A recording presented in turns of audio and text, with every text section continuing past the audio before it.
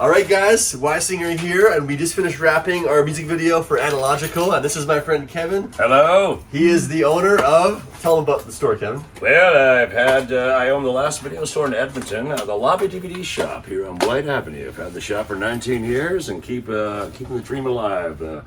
Make sure somebody's here to educate the young kids that whatever you think is a good movie is based off something older and better. So come visit me and I will inform you on all your cinematic gold that you need to see.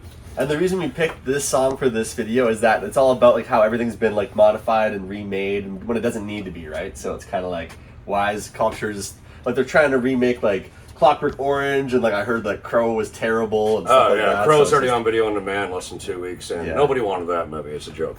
Yeah. Yeah, baby. So what's one of your favorite movies that hasn't been remade or doesn't need to be remade? If they ever remake Jaws by Steven Spielberg, I will lose my fucking shit. I don't care how fake that shark looks. It's a perfect movie, and it's brilliant in every way possible. Yeah. Don't touch it, baby. Oh, now that I said it, I just jinxed it, baby. It's gonna happen. It's gonna it's happen. We're gonna in get CGI sharks now. left, right, and center. Yeah. Oh, that'd be terrible. Terrible. Well, I found this cool find. My wife was on Facebook naturally, and of course she was like, "We gotta find Zardoz on DVD." So Kevin has Zardoz. It's Sean like Connery in a fabulous fit. Australian-made film, or No, is it's not. available It's there? one of the perks of having the store I get is I get all my movies. I don't go through Canada anymore. We just don't have a selection, so I actually get my movies from Australia, the U.S., and Europe. They just have way more selection. Ooh. And Zardoz was a lost hard find and a deep cut for cult classic film fanatics. It's pretty much like Sean Connery wearing like a Borat costume the whole movie, right? Pretty much, my friend, and the movie will make you scratch your head when you finish it and going, what did I just watch? You know what you watched? Something you won't forget. Whether you like it or hate it, that's not the point. Movies are meant to leave an impression on you. Remember, kids, I'd rather make the worst movie of all time that people will never forget than a movie that you saw 24 hours earlier and it's already gone. It's already gone. Your memory. It should scar your subconscious mind, is what you're trying to say. You know? Yes. And if you don't mind me pimping out, speaking of making movies. And can you tell them about your movie? Well, over the years of having the video store, I haven't made a single dime, but what we have done is turn the store into a cultural commodity in this neighborhood and this city, hopefully. And over the years, we've shot a series of short films based on my video store, and we finally got the financing together to do the feature-length movie called The Last Video Store, which had its world premiere last year in Austin, Texas, a fantastic fest.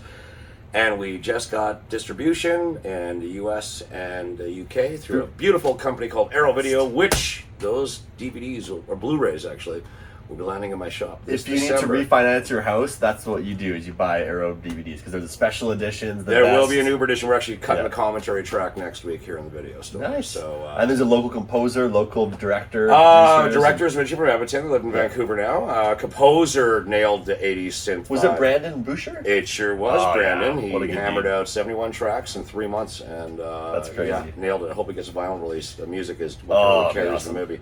This movie's it's a niche independent movie, but if you have a cultural love for video stores, if it takes you back to your childhood or maybe your parents from the 80s and 90s, hopefully this resonates with you. It's getting pretty positive reviews. I think we're, not that I care about Rotten Tomatoes, but I think we're sitting at an 83 right now, and IMDb we're like at an 80 something as well. That's great. But yeah, in the end, it's just me.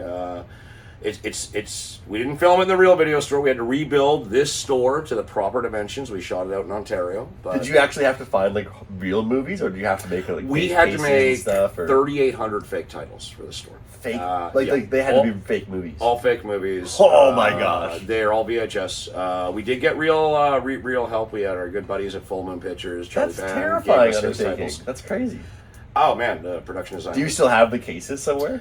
Yeah, they're in a warehouse in Vancouver. I wasn't able to keep any... When we wrapped up filming 2 years ago, like, all right, which prop you want? And without giving super spoilers of the plot, but more or less the plot is I kept this video store going. A young lady walks into my store. She's returning very late VHS tapes from her father.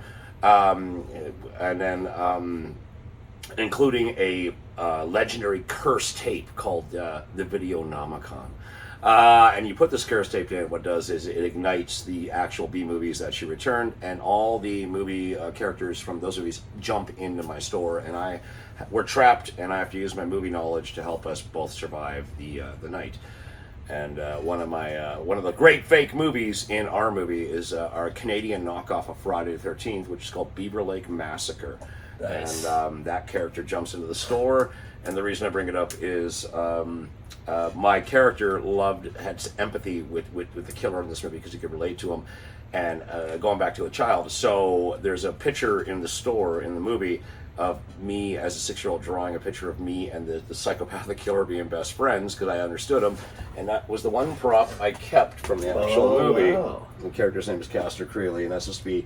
I did not draw that. Our production designer basically drew it and said, "Pretend you're 6-year-old Kevin. How would he draw?" I'm like, "Yeah, nailed it." Nice. So the last video store.